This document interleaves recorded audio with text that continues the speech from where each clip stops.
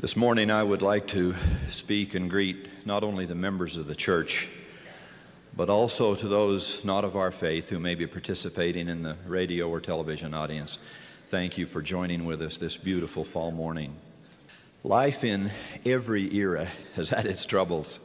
Surely the Dark Ages were appropriately named, and not one of us is anxious to be transported back even to those later years of, say, the 100 Years' War or the Black Plague.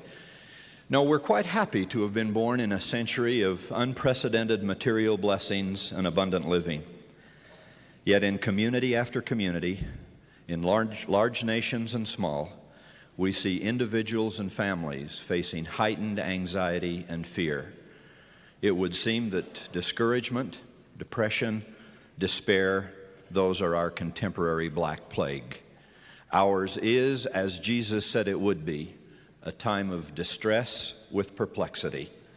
We know that some of the world's most painful suffering is done in silence, in the sorrow of a lonely life, but some of it has more violent expression.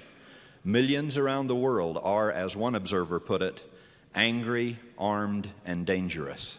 In too many cities, drive-by shootings are becoming as common as drive-through laundries, and too many youngsters are packing a gun to school the way they used to pack a lunch. There is an increasing feeling that time is out of joint, that no one seems wise enough or strong enough to set it right. In many cases, government are in office but not in power. Community values and neighborhood pride are often superficial or non-existent, and too frequently, the home is an alarming failure. Furthermore, many of the social and political medicines of our day regularly miss the mark. So those would-be physicians stand by the bedside of feverish and delirious humanity, outwitted, discredited, dumbfounded, not knowing in which direction to seek deliverance. If I may be so bold this morning, may I suggest direction for deliverance. In words of one syllable, we need to turn to God. We need to reaffirm our faith, and we need to reassert our hope. Where necessary, we need to repent, and certainly we need to pray.